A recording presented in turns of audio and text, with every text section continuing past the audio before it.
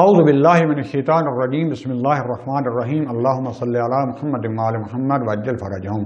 میرے انتہائی واجب الاحترام دوستان عزیز، مومنین کرام، طلاب عزیز، ہماری گفتگو چل رہی تھی امامت خاص میں، اور اس میں ہم نے ثابت کیا کہ امامت حضرت ابراہیم علیہ السلام کے بعد قرآن کی آیات کی روح سے احادیث اگرچہ ابھی میں نے ذکر نہیں کی، وہ حضرت ابراہیم اور حضرت اسحاق علیہ السلام کے جو کہ انہی کے بیٹے ہیں، ان کی اولاد میں سے ہوگی۔ جو بھی ولایت کے مقام پر پہنچے اللہ انہی کو فقط امامت عطا کرے گا، اور اللہ نے عطا کی۔ اس کے بعد کہا کہ امامت میں جو کچھ بھی جو ولایت باطنی جو حضرت ابراہیم علیہ السلام کو دکھائی گئی تھی، جو ہے ملکوت کو جو دکھایا گیا، رویات ملکوت، اور جو یقین کی منزل پر پہنچے، حقائق کا ان کو علم ہوا جو کہ ہماری آنکھوں سے اوجھل ہے۔ اسی طریقے سے پھر امام الانبیاء حضرت محمد مصطفیٰ صلی اللہ علیہ وسلم اور ان کی اولاد جو ہے، یہ اس امامت کے مرتبے پر تکوین اور تشریح میں فائز ہیں۔ اگرچہ تشریح ختم ہو گئی، وہ جو احکام اور جو اصول آ رہے تھے رسول خدا صلی اللہ علیہ وسلم پر، وہ وہی ختم ہو گئی، اس کے بعد وہی نہیں آنی، لیکن وہ جو آ چکی تھی اس میں سرپرستی جس طریقے سے اللہ نے اپنی طرف سے رسول خدا صلی اللہ علیہ وسلم کو دی، وہی سرپرستی تکوین و تشریح میں ان کو ہی آگے خلفاء اور ہمارے جو ائمہ ہیں ان کو خداوند عالم نے عطا کی۔ اور اس کے بعد جو ہے یہاں پر میں آیت پر پہنچا تھا، بسم اللہ الرحمن الرحیم، انما ولیکم اللہ ورسولہ والذین آمنوا الذین یقیمون الصلاۃ ویؤتون الزکاۃ وہم راکعون۔ تو اس میں جو ہے آ کے مصداق معین ہو گیا کہ جب حضرت علی علیہ السلام معین ہو گئے تو ان کے کہنے سے پھر آگے ان کی 11 جو اولادیں ہوں گی وہ، اور ہمارے امام زمان اسلام تک جو کہ 12ویں ہیں، امام علیہ السلام سے بعد 12ویں ہیں، تو یہاں تک یہ امامت ختم ہو گئی اور وہ ہمارے زمانے کے امام ہیں۔ یہاں پر ایک شبہ کو پیش آتا ہے، لوگ کبھی سوال کرتے ہیں کہ بالآخر اگر یہ امام ہیں تو باقی نبیوں اور اماموں کو اللہ نے جو ہے قرآن میں ذکر کیا، یہاں پر جو ہے کیوں نہیں کیا؟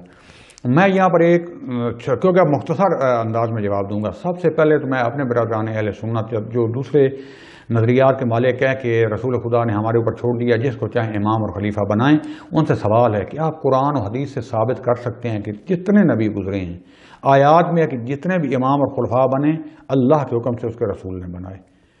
آیا ایک بھی دور میں ثابت کر سکتے ہیں کہ لوگوں نے اپنی طرف سے نبی کا خلیفہ بنایا ہو یا امام بنایا ہو؟ نہیں ثابت ہو سکتا، کہیں قرآن میں اس کا ذکر نہیں ہے، بلکہ جب بھی بنایا اللہ نے بنایا، اور بعض اوقات لوگوں نے درخواست بھی نبیوں سے آ کر کی۔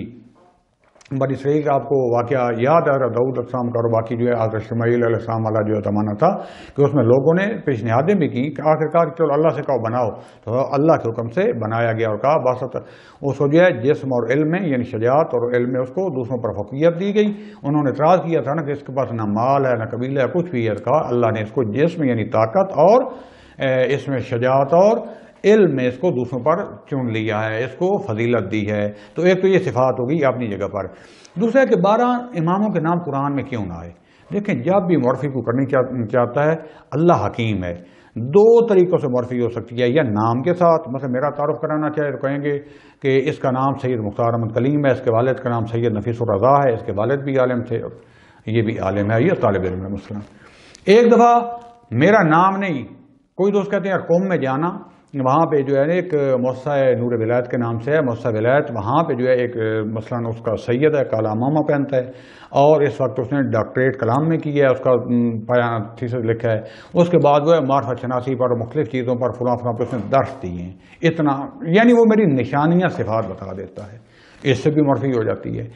اب یہ لمبی بحث ہے، اشارتاً یہ کرتا جاؤں کہ یہ اللہ کی حکمت ہے کیا ہے، لیکن ایک جو احتمال ہے وہ ہے کہ اگر نام لے بھی لیتے تو آج آپ مثلا کہتے کہ علی تمہارا امام ہے، آج آپ کو ہزاروں لوگ ملتے کہتے نہیں اس علی سے مراد میرا بیٹا تھا، اس علی سے مراد میرا بیٹا تھا۔ بعد میں لوگوں میں جو ہے لوگ لے کے آتے کہ علی وہ تو نہیں تھے بلکہ علی وہ والے کی بات ہوئی تھی، اور حدیثیں گھڑنا جو ہے آپ کو پتہ ہے تاریخ اسلام میں یہ کسی بھی انسانیت کی تاریخ میں کوئی مشکل کام نہیں ہے، لیکن صفت جو تھی نام چینج کیا جا سکتا ہے، صفت چینج نہیں کی جا سکتی، مشہور ہوتے ہیں، تو یہ ایک صفت بیان کر دی۔ باقی جو تھی آیات اس میں بھی یعنی اتنی زیادہ صفات بیان ہوئی ہیں کہ جو ان کا عصمت کی شرط بیان کر دی کہ ظالم نہیں ہوگا۔ آپ ڈھونڈ کے لیں کون سا ایسا امام اور خلیفہ ملے گا جس نے زندگی میں گناہ نہیں کیا ہوگا۔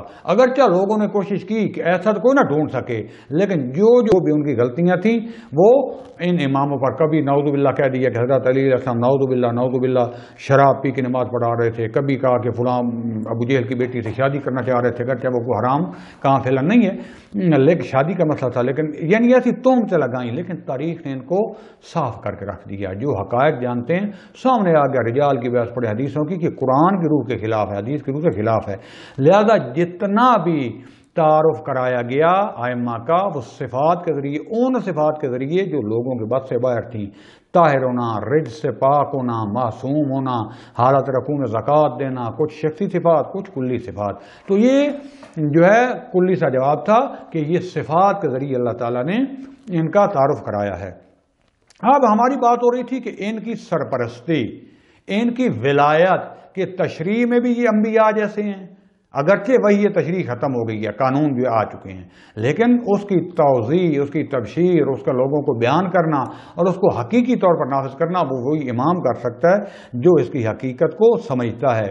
اسی لیے آپ جو دیکھتے ہیں کہ خم غدیر میں اسی ولایت اور سرپرستی جو تشریح تھا، اس کا جو ہے رسول خدا صلی اللہ علیہ وسلم نے اعلان کیا اور پہلے اقرار لیا لوگوں سے۔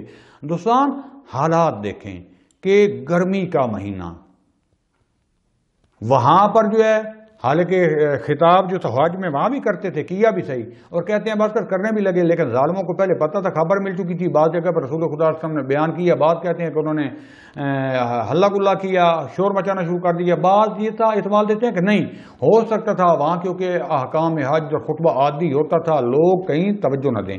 جب وہاں سے نکل آئے، جب وہاں چہار راہ پر پہنچے کہ جہاں پر عراق والے عراق کی طرف جاتے تھے، یمن والے یمن کی طرف، مدینہ والے حجاز والے اس طرف، یہاں سے 3-4 راہ نکلتے تھے، خم غدیر کے موقع پر وہاں رسول خدا صلی اللہ علیہ وسلم پر وحی آئی، اور وحی آ کیا رہی ہے؟ بسم اللہ الرحمن الرحیم، یا ایھا الرسول بلغ ما انزل الیک من ربک، جو کچھ اللہ نے تمہارے لیے بھیجا ہے اس کی تبلیغ کرو، پہنچا دو، ان کا فقط بتاؤ نہیں، پہنچاؤ صحیح طریقے سے۔ فَإِن لَمْ تَفْعَلْ، اگر یہ کام تم نے نہ کیا، فَمَا بَلَّغْتَ رِسَالَتَهُ وَاللَّهُ يَعْصِمُكَ مِنَ النَّاسِ، ایک تو اگر تم نے یہ کام نہ کیا، گویا اپنی پوری رسالت کا کچھ نہ کیا، یعنی یہ وہ مہم ترین ایسا کام تھا، یہ حلال و حرام کا ایک مسئلہ نہیں تھا، بلکہ یہ وہ نظام تھا کہ اگر جس کے لیے اللہ کو بھیجا گیا تھا اور جس کو رسول خدا صلی اللہ علیہ وسلم ایسا ایسا نافذ کرتے آ رہے تھے، نظام امامت، کہ اس کو آج تو نے صحیح طریقے سے نہ کیا تو تو نے کچھ بھی نہ کیا۔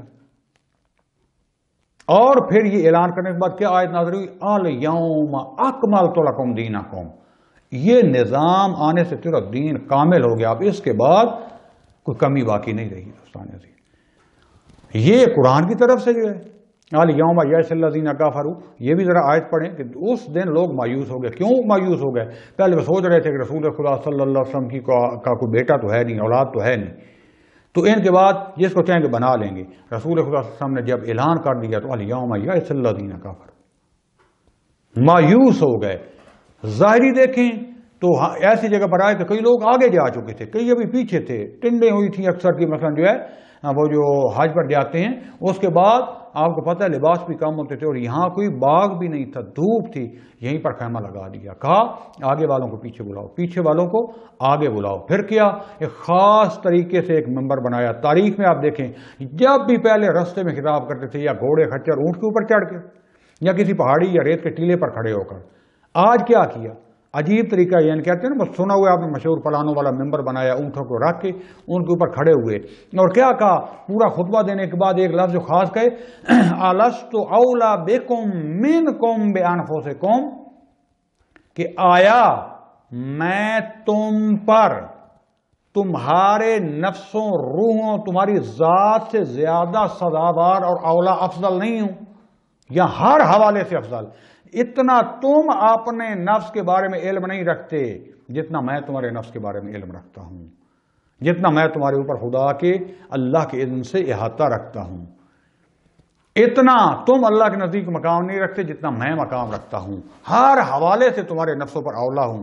جب انہوں نے کہہ دیا کہ بلا کیوں نہیں یا رسول اللہ، اس وقت کیا کیا؟ رسول حضرت علیہ السلام کو بلا کر پھر ان کا بازو بلند کر کے فرما رہے من کنت مولا ہو فہذا علی مولا، جس کا میں مولا اس کا علی مولا. کیسا مولا؟ جیسا پہلے کہا الست اولا بکم منکم بانفسکم، آیا میں تمہارا مولا نہیں ہوں؟ تمہارے نفسوں سے زیادہ تمہارے اوپر جو ہے حق نہیں رکھتا؟ جس طریقے کا میں تمہارا مولا ہوں اس طریقے کا فہذا علی مولا. واہ علی مولا نہیں، اب یہ ایک علیحدہ طریقہ ہے. من کن تو مولا ہو واہ ہوتی ہے، یعنی جا زید و عمرون. اس کمرے میں پہلے زید آیا، بعد میں عمر آیا. اگر ہم کہتے ہیں جا زید فعمرون، زید آیا اور عمر، یعنی اس کے ساتھ ہی بالکل بغیر فاصلے کے. ہو سکتا ہے واؤ میں 10 منٹ بعد، 5 منٹ بعد، 10 سیکنڈ بعد آیا ہو. یہ تھا کیسے؟ ساتھ بالکل، جس کو ہم کہتے ہیں خلیفت ہو بلا فاصل. مان کن تو مولا ہو فہذا علی مولا، بغیر کسی فاصلے کے. تو دوستان عزیز، اس امامت کا یہ جو دے رہے ہیں، اس میں یہ ہماری سرپرستی ولایت ان کی جو تھی، جو خدا اور رسول کی ولایت تھی. انما ولیکم اللہ ورسولہ والذین آمنوا الذین یقیمون الصلاۃ ویؤتون الزکاۃ وهم راکعون. وہی ولایت اور سرپرستی کا یہاں پر کھل کے امام اعلان کر رہے ہیں. تو لہذا اگرچہ رسول خدا صلی اللہ علیہ وسلم کی رحلت ہو گئی، لیکن اس کے بعد جو بھی رسول والا کام تھا، دین کی ہدایت، دین کی تشریح، مبشرا و نذیرا، اس کے بعد جو ہے جو خدا کی طرف لے جانے ہدایت کا رستہ تھا، جیسے رسول کی سرپرستی تھی، اسی طرح جو ہے اس امام کی، اور جو ہماری امامت کی بحث کر رہے ہیں، اور وہی ہمارے امام زمان اسلام کو ہماری جانوں پر، یعنی وہ ہم سے اولا ہیں، ہمارے نفس کی اطلاع رکھتے ہیں، ہمارے حقائق کو جانتے ہیں بے اذن اللہ. یہ مزید تفصیل آگے جا کے بیان کروں گا. اور یہ جو میں نے عرض کیا تھا، یہ حکومت لاگو کرنا ہے، یہ ایک نازل ترین، کم ترین درجہ ہے. اصل درجہ ہدایت اور رسالت والا وہ ہے. اب اگر لوگوں نے اجازت دے دی، یعنی لوگوں نے ولایت تسلیم کر لی اور شرائط ہو گئیں، تو یہ آ کر خلافت ظاہری بھی لے لیں گے اور اس دین کا دفاع بھی کریں گے، حکومت کا دفاع بھی کریں گے.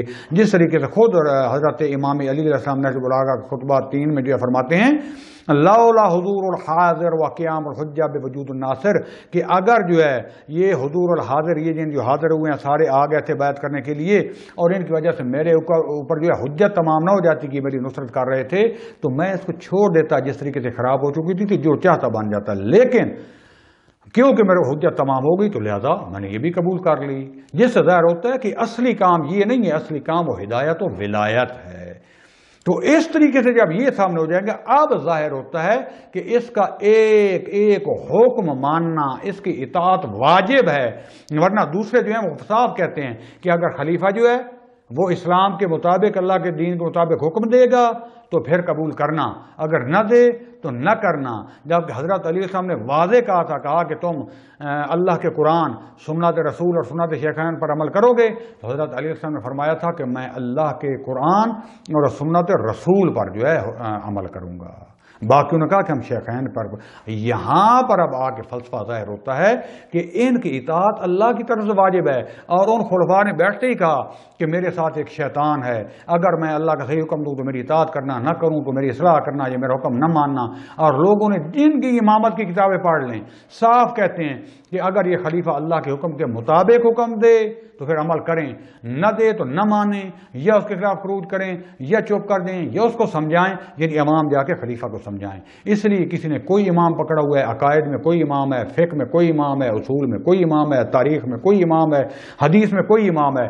لیکن خدا جانتا ہے، خدا کی حکمت اور خدا کا فضل ہے کہ جس نے اصل اسلام میں، جس کا پہلے سے لے کر آخری امام ایک ہی قول کے مالک، ایک ہی حسب و نسب کے مالک، اور اس خدا کے بنائے ہوئے، جس میں سے آخری آ کے پہلے کی تصدیق کرتا ہے، اور پہلے نے آخری کے آنے سے پہلے، اس کے ظاہری وجود میں دنیا میں آنے سے پہلے اس کی خوشخبری بھی دی ہے، اس کی تصدیق بھی کی ہے.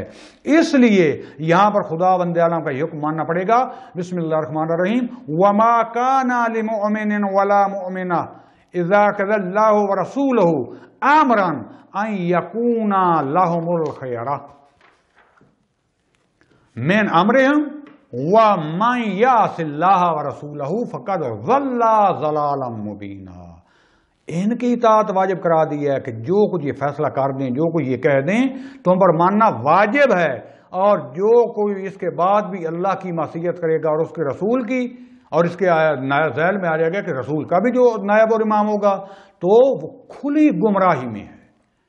تو اس کی اطاعت واجب ہے۔ یہ ہے امامت کا مرتبہ کہ جس کو اللہ بنائے کہ جس کے پہلے سے آخر میں قول میں، اس کے فعل میں کوئی فرق نہیں ہے، اور اللہ کی طرف سے ان کو اطاعت دی گئی ہے۔